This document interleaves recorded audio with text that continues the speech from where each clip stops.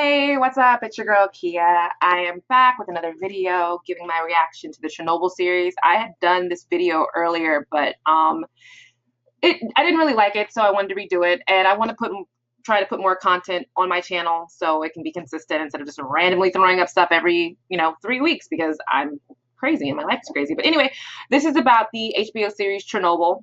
For those of you who don't know, the Chernobyl accident happened in Pietrograd. I always say Pripyat, yeah. But it was where the reactor 4 of the Chernobyl nuclear plant actually exploded, and it walks you through the cover up, the explosion, the immediate reaction, the desired cover up by the government, and then the final resolution of exposure, all the way to the point of where Chernobyl is now. It is a very, very well done series. Again, this is not a review. I never do reviews. I just, again, do reactions. I was aware of the Chernobyl nuclear disaster. It wasn't new to me. You learn about it in school, especially when you're doing environmental project science classes, chemistry classes. You learn about this accident. But I was curious to see how the series portrayed the human impact of it. And it did a good job. Now, it was sensationalized, of course. One of the biggest things I thought was a little funny, not funny, haha, but funny in the that's not believable, was that the woman who was married to the firefighter, that because she had been near the disaster and because she had been so close in contact with her husband, that her baby absorbed all of the radiation. That's not how, even I know that's not how radiation, works. Your baby doesn't absorb everything. There's not a bunch of zombie babies that end up coming out like that. And that the baby only lived 4 days and then the baby died. Her baby did pass away, but it's never been, concluded that the baby died because of that reason. So that was a little sensationalized. Also, that everybody on the bridge passed away, the bridge of death, who watched the nuclear disaster happen from that far away. The bridge is called the Bridge of Death. There's no proof that all those people died of that. But some articles just say it's a happy coincidence.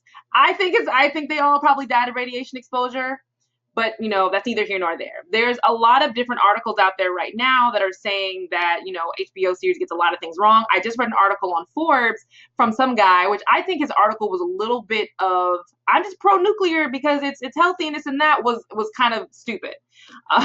He basically said that all those people didn't die of radiation poisoning, and that, yeah, those people got thyroid cancer, but only 1% of people die of thyroid cancer. And thyroid cancer can be cured. It's not, he made it seem like people getting radiation poisoning wasn't that big of a deal.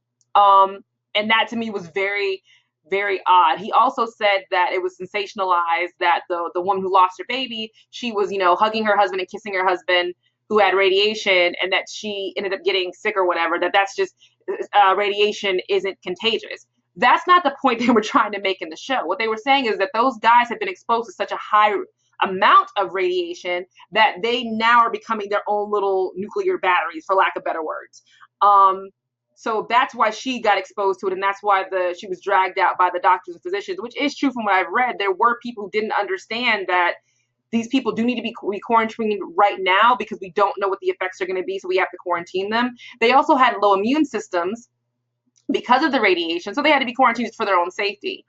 I liked how they portrayed radiation, because we all see in the movies that radiation is portrayed as something where your eyes are bleeding or there's blood coming out of everywhere and things are melting off of you, when in reality it's not really the case.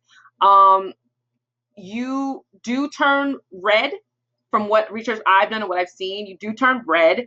You do, your body starts to break down, but there's a little bit of time when your body thinks it can heal itself before everything kind of crashes down. It's kind of like when people have cancer, terminal cancer, and it's like a short period of time before they pass away where they have this invigoration of life, like they're going to survive and I'm doing good. It's like a last push effort, and they end up passing away. It's like that.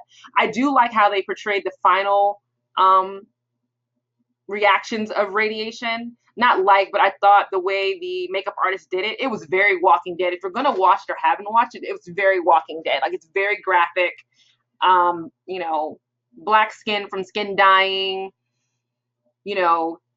Teeth pulled, showing because the skin is being pulled back. Just it's very graphic. The acting in it is impeccable, and I just wanted to show the cast. Jared Harris, you may remember Jared Harris from Mad Men. He was the British guy in Mad Men, with the for the Jaguar. He hung himself in his office or whatever. He plays Valerie Lexoff, who was a real person who did commit suicide, because of him trying to expose what happened. Stellan Skarsgård, who is an amazing actor. He is the father of the Skarsgård brothers, True Blood, and the other brothers now, the clown in It. So Stellan is an amazing actor and apparently breeds amazing actors. And Emily Watson is another person. She plays Unela Komiak. So Unela Komiak is not a real person. She's actually a composite of multiple scientists and doctors who were there. So to get all of their opinions, it just slammed them into one person. But again, it was amazingly acted. The final episode, if you don't watch the other three, you just want to watch the final episode, you can get away with that.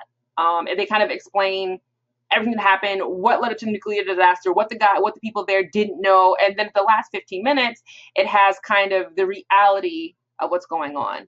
And another reason why I have an issue with the Forbes article is because they were saying how making it seem like nuclear disasters or this nuclear plant is not that big of a deal. Well, if it's not that big of a deal, why is like a 260-kilometer radius around the plant completely inhabitable? Like those people left and never came back, and that place is unlivable. So if nuclear power isn't that big of a deal and the disaster wasn't that bad, then why couldn't those people go back to their homes? And even when you visit Chernobyl now, which people do visit, there are a ton of restrictions to visit. Radiation poisoning is serious and you can die from it. Another person who's famous and died from radiation poisoning, acute radiation poisoning for long-standing exposure to it, is Madame Curie. Everybody knows who she is, and she died of acute radiation poisoning over a long period of time because of her experiments. So I really did enjoy the series.